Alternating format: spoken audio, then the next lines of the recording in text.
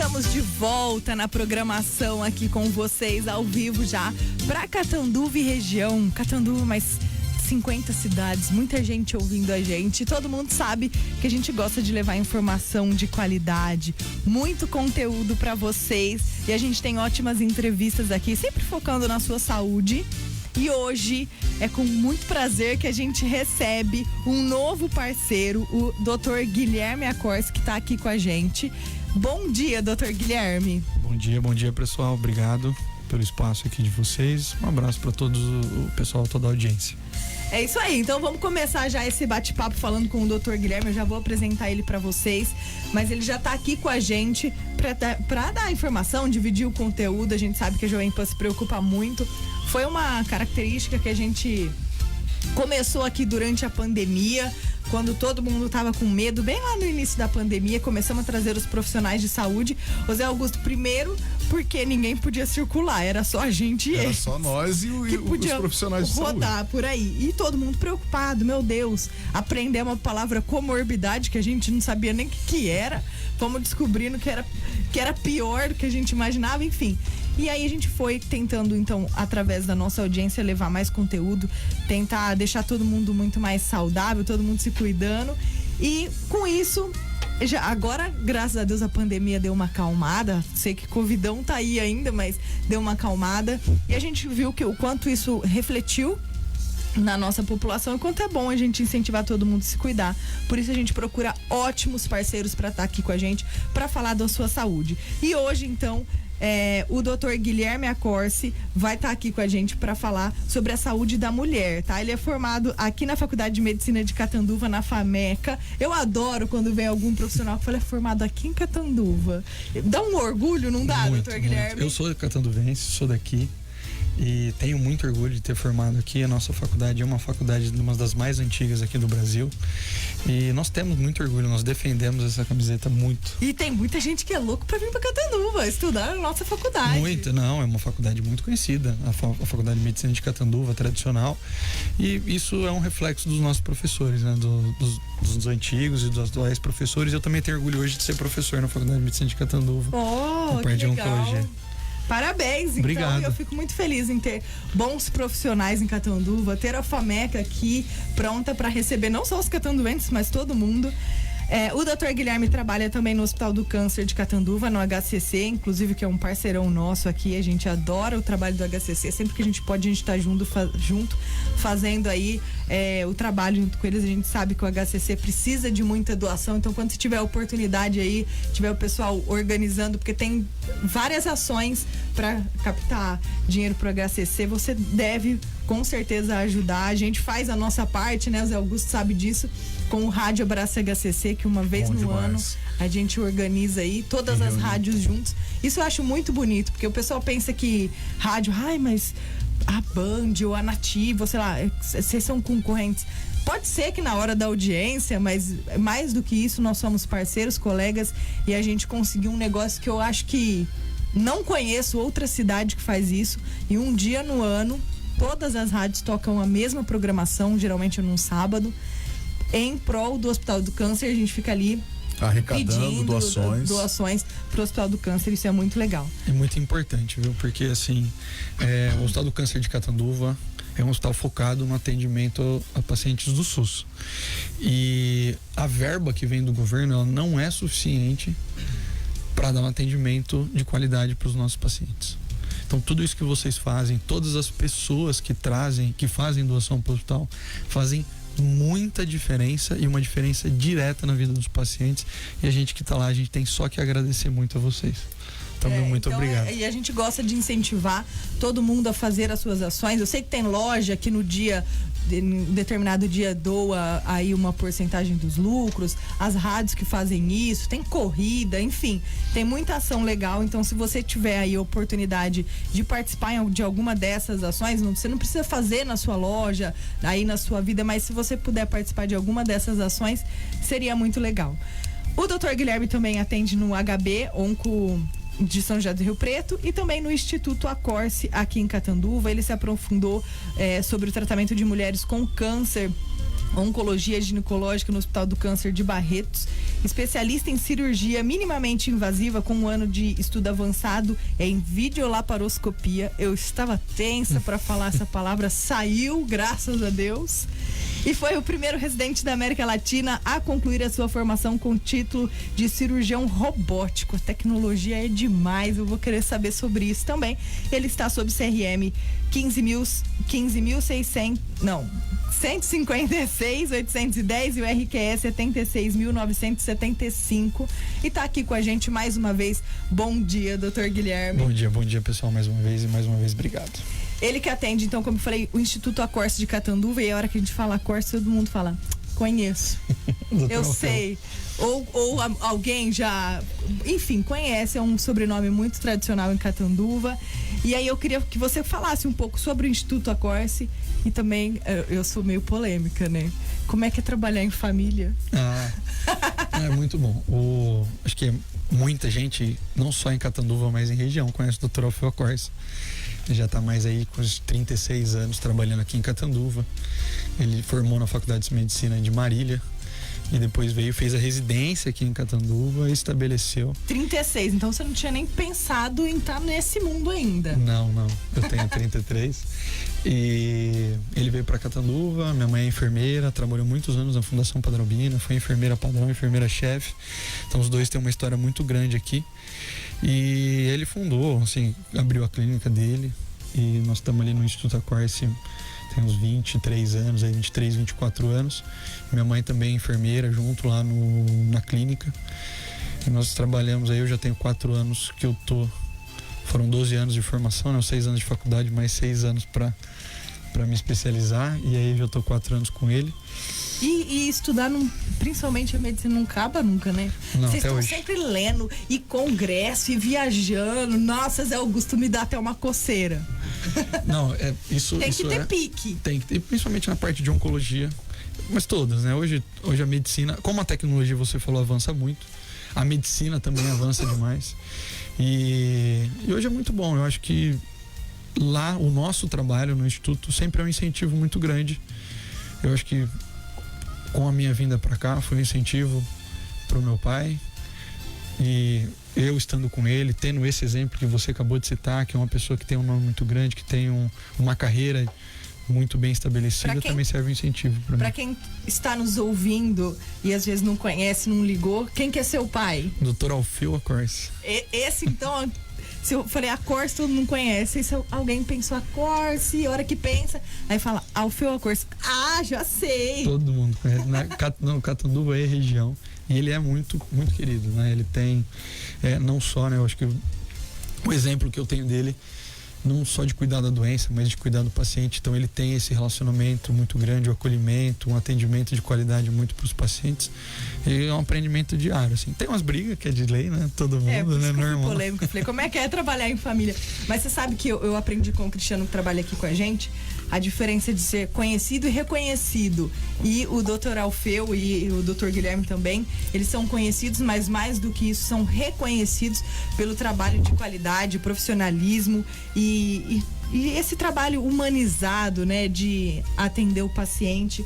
Eu falo que antes de ser o médico, o doutor, que tá ali com o jaleco, é um ser humano. Com certeza. Fazer um atendimento humanizado, ele é, acho que, primordial. E sempre, né? Eu falo assim, são 36 anos, né? A história do meu pai e da minha mãe, os dois, porque minha mãe trabalha também um contato direto com os pacientes, dando assistência, ela trabalha junto com a gente ali. E nós nunca deixamos de estar presente no SUS, né? Então meu pai até hoje faz um atendimento aos pacientes do SUS, e a qualidade, a atenção, o carinho que nós damos é o mesmo, tanto na clínica quanto no SUS, no hospital. Por isso até hoje que eu tô ali junto no Hospital do Câncer de Catanduva, para manter esse contato também com os pacientes, porque é muito importante a gente também retribuir um pouco para essas pessoas. E a hora que eu falo sobre o atendimento humanizado, né? Eu até vou contar o que aconteceu aqui fora do ar, mas eu tava conversando com o Dr. Guilherme, aí eu falei aqui sobre o assunto, falei que eu sou curiosa, né? Eu quero saber sobre a cirurgia robótica. Aí ele foi falar alguma coisa, eu falei, você já tá cansado de explicar? E eu achei legal que ele falou assim, eu falo isso muitas vezes por dia, mas de diversas formas. Eu acho que isso é o principal, porque às vezes a gente acaba encontrando alguns profissionais, talvez pela correria do dia a dia ou pela vivência, acaba sempre falando do mesmo jeito. Sim. E quando a gente conversa com pessoas, a gente sabe que às vezes precisa adaptar. Tem gente que entende algumas palavras, tem gente que não, tem gente que precisa explicar mais de uma vez. Eu acho que o atendimento, quando ele é humanizado, ele é assim mesmo. Ele pode até saber falar isso várias vezes por dia, mas o principal é esse médico profissional que é humanizado e ele sabe explicar o mesmo procedimento de várias formas. Eu acho que a visão, a perspectiva, acho que é a mesma, como você falou assim, a pessoa que está ali atrás do jaleco, tudo também é um ser humano, e a pessoa que está ali também na nossa frente, né? No meu caso, a mulher que está ali, apesar da doença, dos exames, tudo, o principal é uma pessoa que está ali. Então, acho que se nós estamos falando de família, né? Eu aprendi, acho que mais do que a faculdade de medicina, que nós temos bons professores que nos ensinam essa parte também humanizada, mas o meu maior professor ali nesse lado, especificamente nisso, é o meu pai. E é um aprendizado diário, a gente juntos hoje. E esse lado de ver o paciente, de ver a pessoa, de ver a mulher ali e conseguir entender, fazer essa leitura desde a hora que você vê a pessoa, de você cumprimenta, ou do sorriso ou não, no bom dia ou não, na intensidade do bom dia, às vezes tá um pouquinho para baixo, tá um pouquinho mais animado. Tudo isso a gente vai ler, né? E com vergonha também, né? Vamos falar a verdade. Então tem que chegar ali e saber que pode confiar no profissional e é outra pessoa que tá ali do outro lado, dos dois lados. Dos dois lados, mas aí vai da interação, é o que você falou, se o paciente chega um pouco com medo, principalmente para nós que somos homens, e a endometriose ou especificamente o câncer na minha área, né? Porque a pessoa que está ali geralmente é por algum problema, né? Não que ela quer muito estar ali, né? Então, o médico ele precisa entender que, e aí pro pessoal mais novo aí que estiver ouvindo também, né? Você precisa acolher aquela pessoa, né? E demonstrar o máximo de respeito, porque ela tá abrindo a intimidade. O que o paciente fala para você na consulta, muitas vezes ele não fala nem pro seu esposo ou pra sua esposa. Então, ele abre a sua maior intimidade ali. Então, é o maior laço de confiança que você pode ter e nós precisamos respeitar muito isso. E para quem tá ouvindo a gente, né, até incentivando, se tem algo de errado, isso eu falo com todos os profissionais que eu converso aqui, o corpo da gente não é feito para doer, não é feito para ter nenhum incômodo, então se tem algo que tá te incomodando, não fala, já acostumei, não é isso. E tudo bem se você tem vergonha de contar pro seu parceiro, pro sua parceira, a pessoa que você tem que contar é o profissional da saúde. Então, assim, não deixa pra lá, né? Não. Principalmente quando a gente fala na parte de oncologia, né? Que é do câncer, o quanto é importante descobrir logo no início.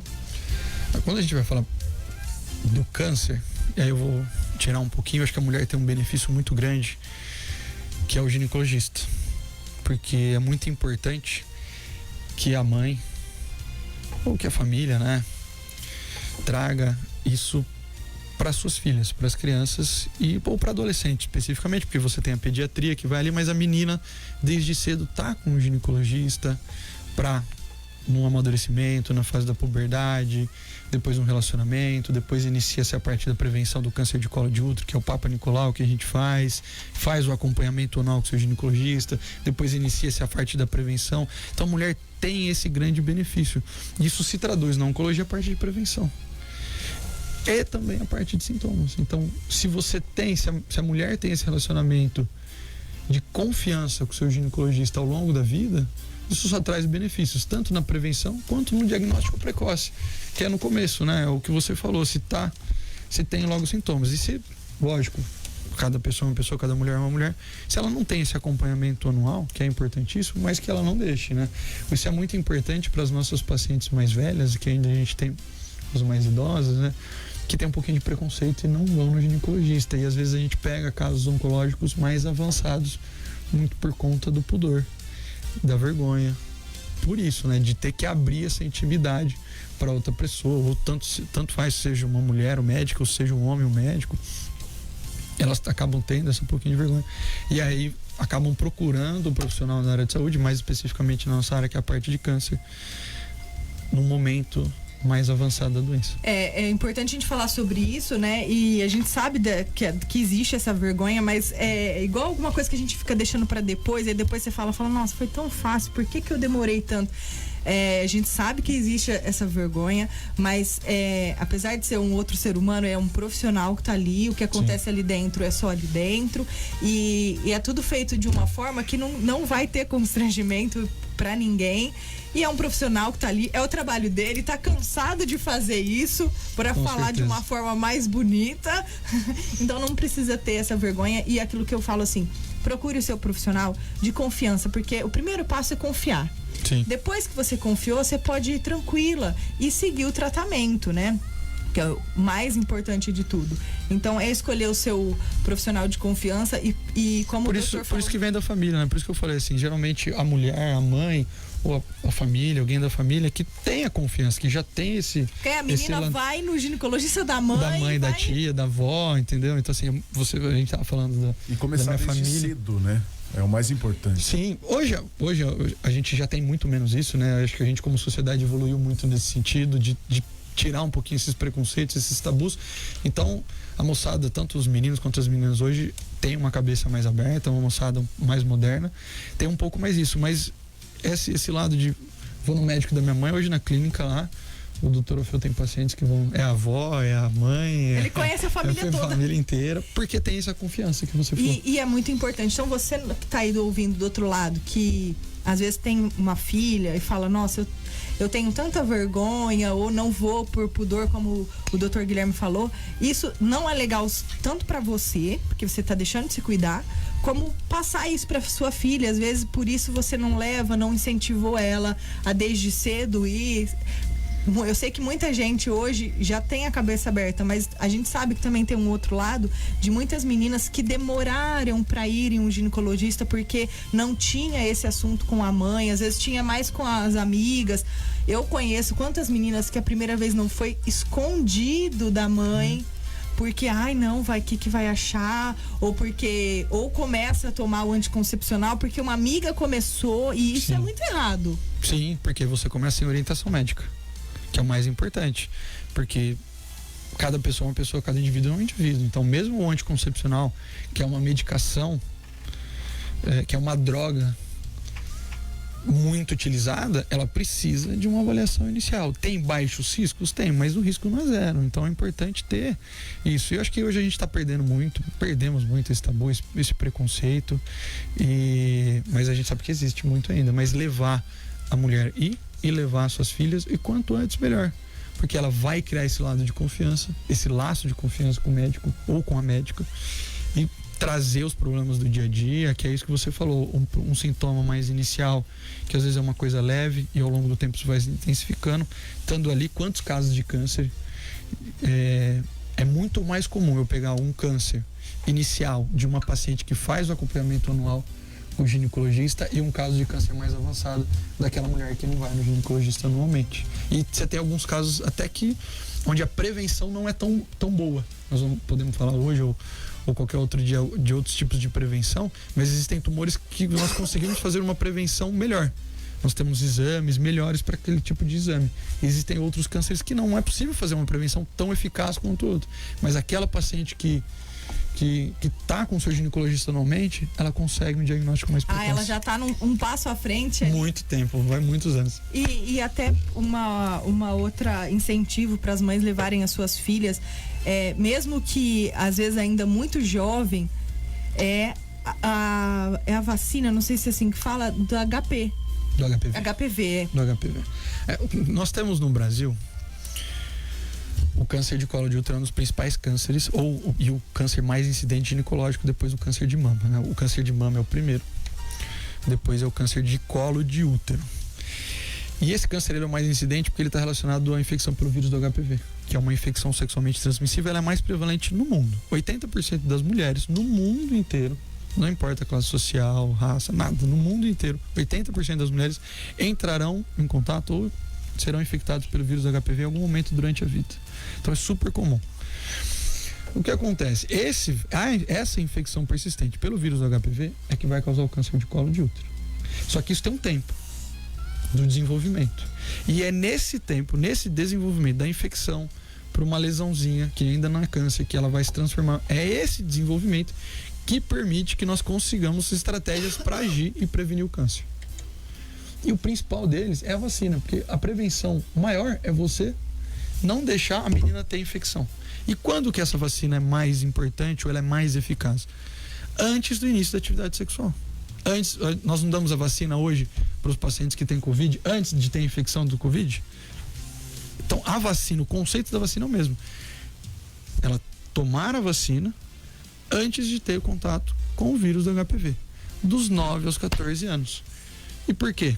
Porque além de você fazer a vacina antes dela iniciar a atividade, a vacina ela é mais eficaz em crianças porque o sistema imunológico, vamos falar assim, ele é mais robusto. Então, você tem uma memória imunológica mais longa e mais eficaz do que uma paciente que já tem um sistema imunológico mais formado. Porque ela, no momento da formação do sistema imunológico, simplificando, no momento da formação você já joga ali então já fica, a memória é mais fresca, vamos falar assim. Vamos para traçar um paralelo aí. A criança, ela não aprende muito mais fácil que a gente? Ixi. Vamos falar assim que o sistema imunológico dela, vamos simplificar, aprende também mais fácil. Então aquilo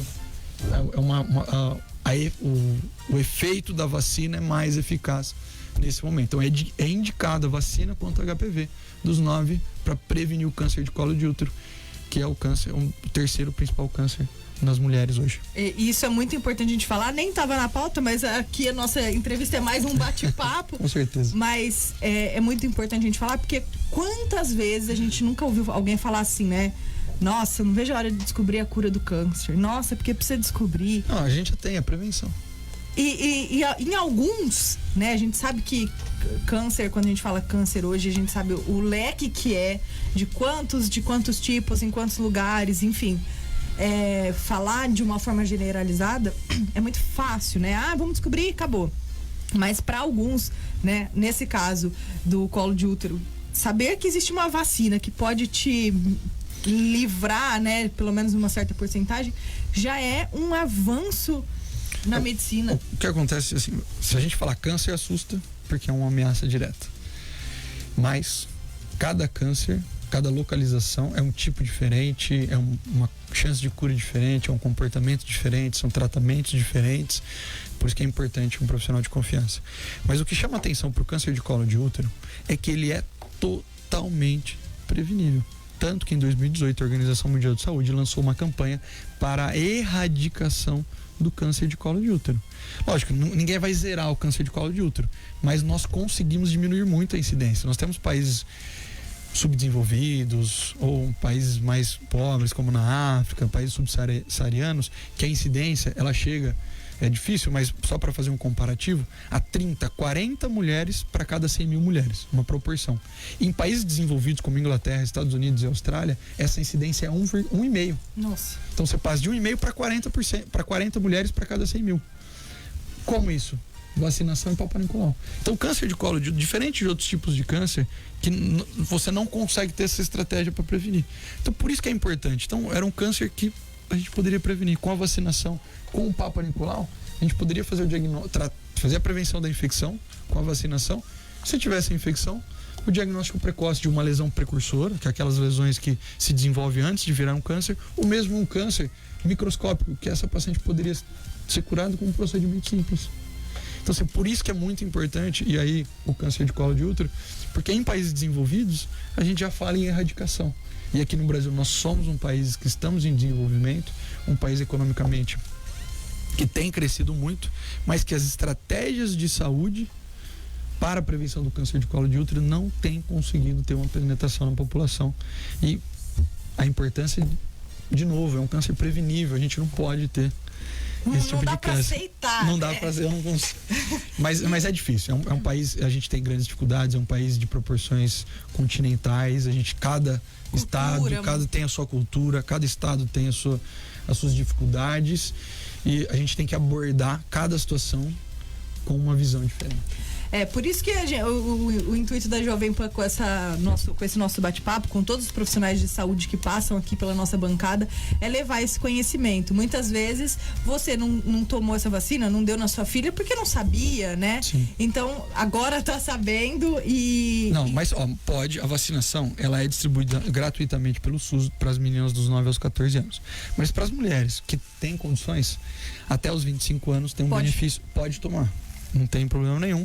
E a gente fala até para as pessoas imunossuprimidas, transplantadas, que convivem com HIV, ou pacientes que têm lúpus, são as mais comuns aí, para a gente falar de imunossupressão. Até os 45 anos também é uma vacina muito boa para fazer. Mas para aquela menina, jovem, adolescente, mulher, também pode. E para aquelas acima de 25 anos é uma questão de conversar com o seu ginecologista, que ela pode também tomar.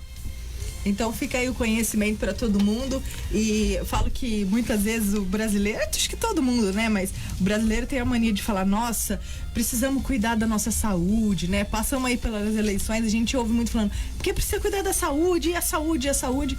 Mas aí eu acho que tem que cuidar, né? A gente vota no pessoal que é para isso, para cuidar da saúde do nosso país, mas quantas vezes a gente fala isso, mas a nossa parte a gente não faz? Falta muita coisa, né, pro nosso Brasilzão, falta. Mas o que tem, a gente tá usando, né? A gente vê quantas... já vimos matérias, tipo, a vacina perdeu, venceu, tava lá e ninguém foi, né? A gente tem essa dificuldade no Brasil, na parte administrativa. Eu acho que aqui no estado de São Paulo, principalmente nesse eixo que nós vemos aqui no Noroeste Paulista, nós temos uma qualidade de vida, uma qualidade de saúde, de cuidado de saúde muito grande. Lógico, o SUS está longe de ser o ideal, com certeza, mas nós temos qualidade de cuidado. Eu trabalho aqui no Hospital do Câncer de Catanduva e lá no Hospital de Base, na Fundação da Faculdade de Medicina São José do Rio Preto, fazendo a parte de onco. Então, nós conseguimos hoje, lógico, de novo, a doação de todo mundo, por isso que é muito importante. Isso ajuda demais a conseguir dar os melhores tratamentos para as pessoas aqui. Não é o ideal, mas nós conseguimos, na parte de cirurgia, de radioterapia, de quimioterapia, nós conseguimos oferecer para esses pacientes um cuidado muito bom.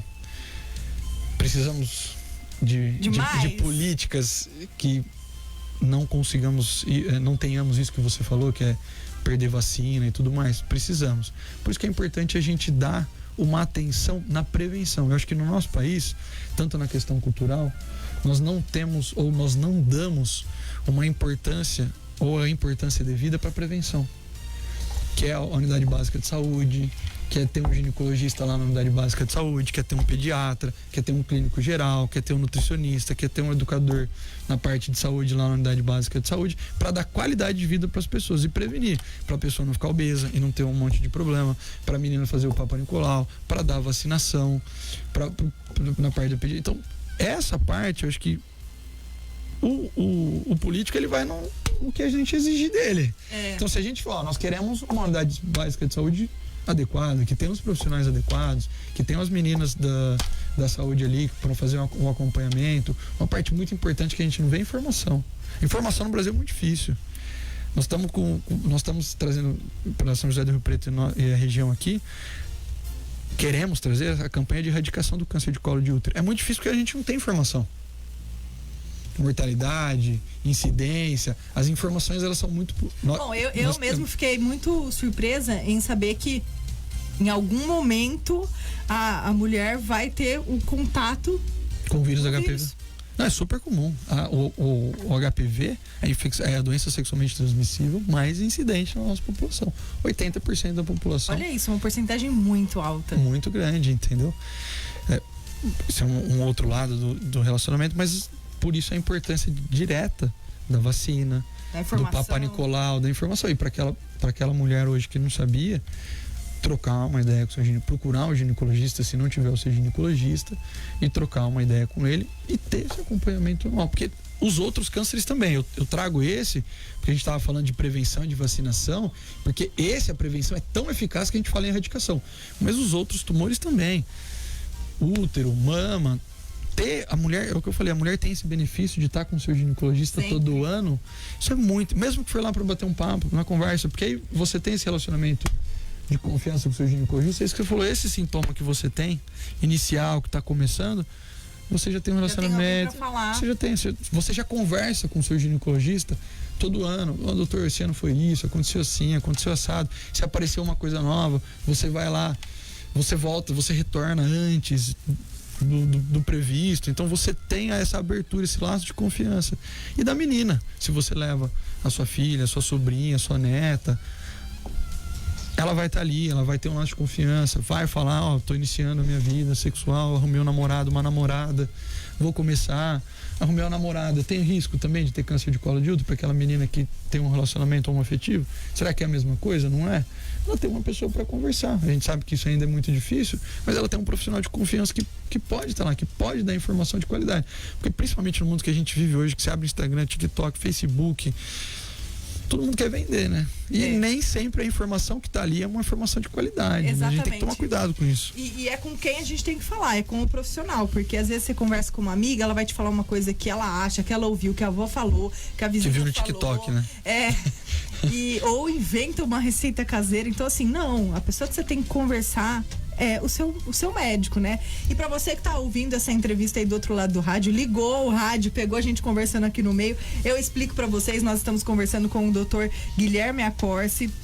Ele é formado aqui na Faculdade de Medicina de Catanduva. Estamos falando sobre a saúde da mulher. Prevenção, né? A prevenção.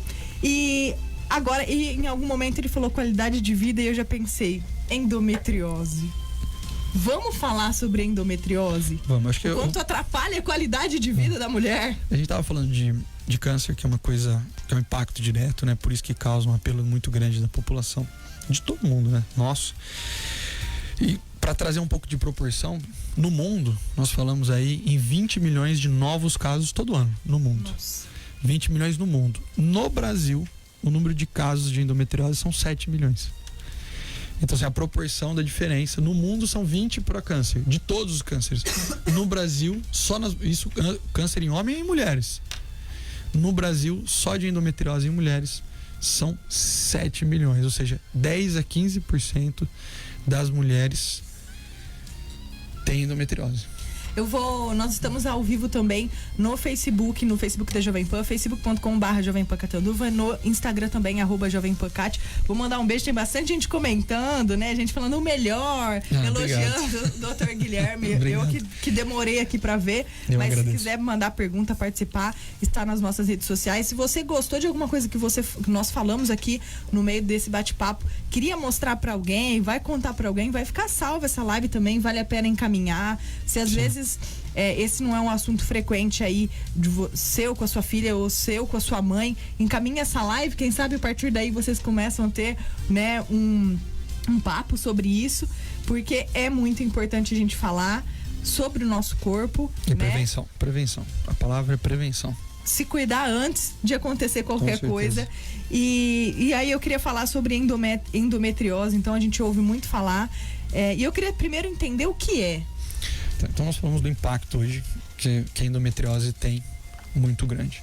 A endometriose são as células, vamos falar assim, simplificadas da menstruação. Porque todo mês a mulher tem a menstruação. A menstruação nada mais é do que a parte interna do útero que vai receber o bebê. Então eu faço uma brincadeira. Imagina você ter uma cama ali, só o colchão.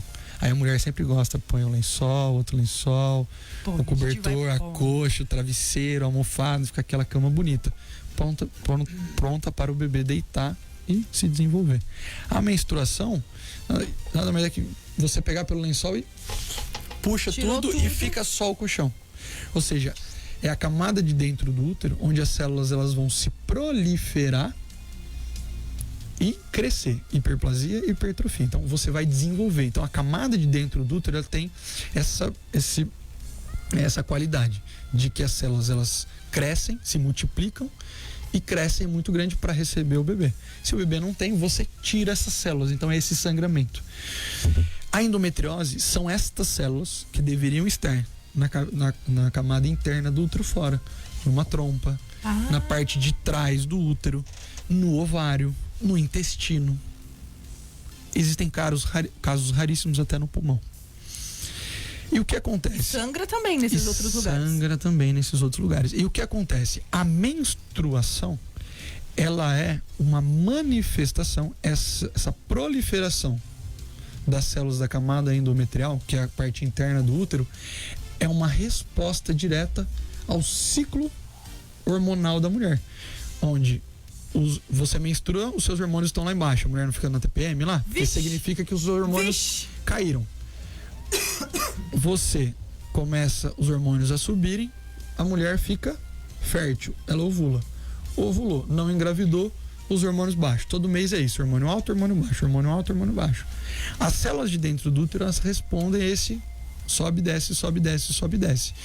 Só que acontece, a célula que está no local certo dentro do útero, ela se esteriliza e menstrua. Tem como sair, né? Tem como sair. Aquela célula que está ali, ela sangra um pouquinho no ovário, sangra um pouquinho na trompa, sangra um pouquinho atrás do útero, sangra um pouquinho no intestino, só que não tem para onde sair. O que acontece? Causa um processo inflamatório. Se é inflamatório, o paciente tem dor. E aquilo, depois, o organismo absorve o processo inflamatório. No outro mês, sangra de novo. Processo inflamatório de novo. O organismo absorve. No outro mês, o processo inflamatório de novo, absorve de novo.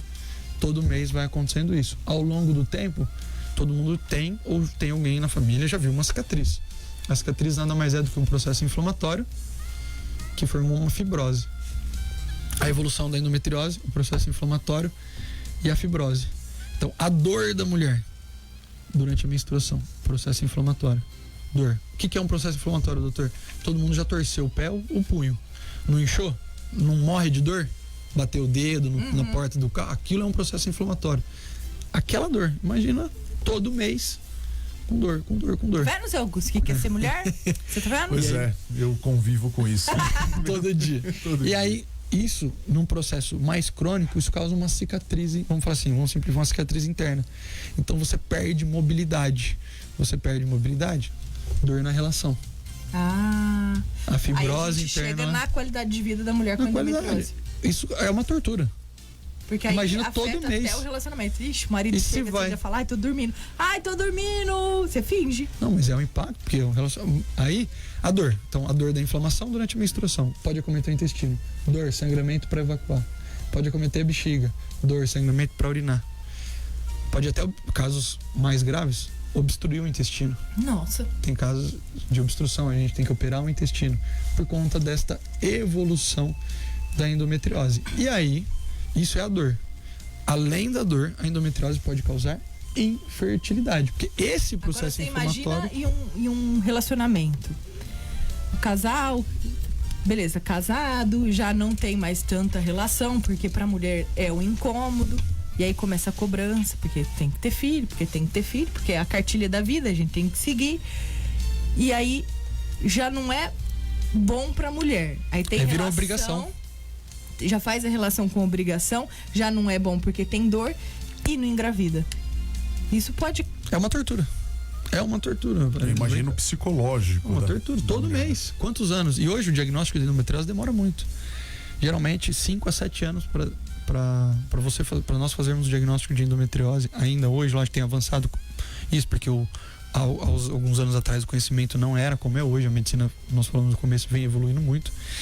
Mas isso, hoje já, ainda assim, mesmo com o avanço, o diagnóstico demora. Imagina então ela assim, 5, 6, 7 anos, todo mês com dor, às vezes diariamente. Você tem casos que o paciente tem dor diariamente. E é isso que você falou, ela convive com isso. Vale ressaltar, nós temos casos que você tem relacionamentos que são acolhedores, né? De pessoas que acolhem, que vêm junto, mas que é muito difícil pro casal, pra vida do casal. E a mulher acaba ali. Ela tem o desejo, ela tem a vontade, ela não consegue, ela tem dor, ela precisa ter relacionamento porque ela quer ter filho, porque o marido quer, ela tem dor, incomoda, ela tem dor, aí a obrigação. E se a mulher não tem vontade de ter relação, não vai ter prazer nunca. Então você tem o lado da doença, do organismo, que tá doente, que tem dor, tem tudo. E o lado psicológico da mulher que não quer ter relação porque ela quer ter dor. Mas ela quer porque ela quer engravidar. Ou porque quer porque ela gosta do marido. Ela gosta do marido. E ela quer ter, faz parte do relacionamento. Eu falo pra todo mundo que a relação, ela nada mais é do que uma manifestação do carinho e amor que você tem pelo seu parceiro. E você quer tanto prazer como você quer agradar. Então nada mais é do que a manifestação. Então, nem tanto quanto a obrigação de relação, porque isso também tem, mas também porque você quer se relacionar com aquela pessoa que você tem amor, respeito, paciência, você quer ter aquele relacionamento com ela. Então, tudo isso na cabeça da mulher ela explode. E aí, com os hormônios ainda. Não, explode. A mulher fica louca, é uma tortura. E o doutor falou que é um diagnóstico que às vezes demora para acontecer. Muitas vezes ele acontece nesse período, quando a mulher não consegue engravidar, não consegue, aí vai ver o que é e aí acaba descobrindo endometriose. Dos dois, tanto na fase da infertilidade quanto na dor. Não significa que você tenha endometriose que você vai ter dor, e não significa que você tenha... Eu ia perguntar isso. Que você tenha endometriose e tenha infertilidade. Tá? Nós temos pacientes com endometriose que não tem dor e não tem infertilidade. Foi um achado de exame. Nós temos pacientes que têm dor e não têm endometriose. Nós temos pacientes que têm fertilidade e não têm que têm endometriose, não têm fertilidade, que têm fertilidade e não têm endometriose. Então não é uma relação direta. Uhum. Eu tenho dor, tenho endometriose? Não, tenho endometriose. Nada é uma relação direta, mas é um risco, uma chance maior de ter todos esses sintomas. Como geralmente acontece o diagnóstico? Principalmente, mais frequente é a dor, porque a menstruação tem cólica. Não tem cólica. Então, aí confunde, eu ia falar isso. Confunde. Não, por isso aqui é cólica. Isso que é importante se você está acompanhando com o seu ginecologista. Porque é muito comum a adolescente ter dismenorreia, que é a dor da menstruação. É muito comum. E não significa que ela tem endometriose. Significa que ela tem que estar com o seu ginecologista. Todo ano. Entendeu? Para acompanhar. Aí o ginecologista, dentro da dor dela, ele vai identificar características, fatores de risco que vamos pedir uma ressonância? Vamos fazer um outro ultrassom especializado? Vamos fazer um exame de sangue mais especializado? Para procurar a endometriose nessa paciente mais específica. Geralmente quando? Quando essa dor é mais persistente, quando a menina falta da escola, ou quando a mulher falta do trabalho, geralmente quando o intestino muda, geralmente quando o xixi muda durante a menstruação. Esse não significa que você tenha, mas significa que justifica é um sinal para ver alguma coisa ali. Alguma coisa ali. A dor da menstruação que era todo mês e se intensificou, mudou o padrão da dor.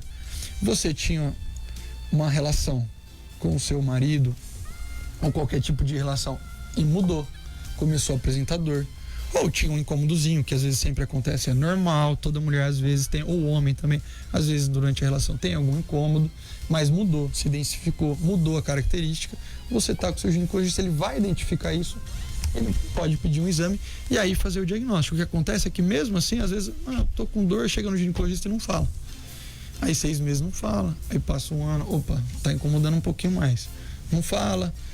Porque ao longo do tempo são pequenas mudanças e o ser humano ele consegue se adaptar. Se adapta muito fácil, vai acostumando. Entendeu? E aí o diagnóstico, a queixa mais impactante que é a infertilidade. Então, um dos principais motivos para conseguir também o diagnóstico antes é porque a gente sabe, na verdade, a gente deveria saber, eu sei porque sou mulher e a gente pensa nisso, mas a gente sabe que se endometriose pode causar infertilidade e demora para acontecer o diagnóstico, e a mulher pode engravidar de uma forma mais saudável e fácil até os 35 anos, a gente tem que descobrir antes. Porque se eu descubro uma endometriose que me causa infertilidade com 34 até eu fazer um tratamento, vai tirando a minha chance de engravidar. A hora que a gente fala da infertilidade, acho que é legal a gente falar um pouco da fertilidade, só de uma maneira bem breve. O homem, ele produz espermatozoide. A mulher não. A mulher, os gametas, né, o ovinho da mulher, ele é produzido, vamos falar assim, durante o período embrionário. Então a mulher, ela já nasce com um número fixo. Não dá pra fazer mais. Não faz mais. Então, vamos falar assim, a mulher nasce com uma reserva ali. E todo mês perde. Vai gastando. Ela perde porque ela menstrua? Não, ela perde porque você tem uma seleção, porque ela ovula. Porque o que acontece? Todo mês, os seus hormônios... Lembra, a menstruação, ela é uma repercussão do ciclo hormonal. O hormônio é o mais importante do ciclo da mulher, é a variação hormonal. E aí o que acontece no ovário? O cérebro estimula o seu ovário, vamos estar fértil. O que acontece? Ele lança um sinal pro ovário e aí ele seleciona alguns folículos todo mês. Não é um, ele seleciona alguns. 4, 5, 6. Desses 4, 5, 6, um vai ser o dominante e ovula. Então todo mês é isso, 4, 5, 6, um ovula. 4, 5, 6, um ovula. E ela vai 4, 5, acabando 6, com o um ovula. estoque dela. E vai acabando o estoque. Só que a natureza é sábia. Os de melhor qualidade são selecionados quando a mulher é mais nova. Mas nova. Mais nova. Não, a gente tem que Mais mudar nova. isso, porque a gente quer ter filho mais tarde, doutor. Então, e aí a gente não quer ter filho novo. A gente, qualidade- com 20, a gente tem um medo de ter filho. A qualidade dos gametas da mulher, eles caem com o avançar da idade. Eu gosto de falar assim, hoje a tecnologia avançou, mudou um pouquinho isso. Mas os 30 anos acende uma luzinha amarela, os 35 acende uma luzinha vermelha. O que eu quero dizer com isso? Vai ter problema? Não. Tem pessoas na minha família que com mais de 35 anos tiveram filhos. Tá bom? Um beijo.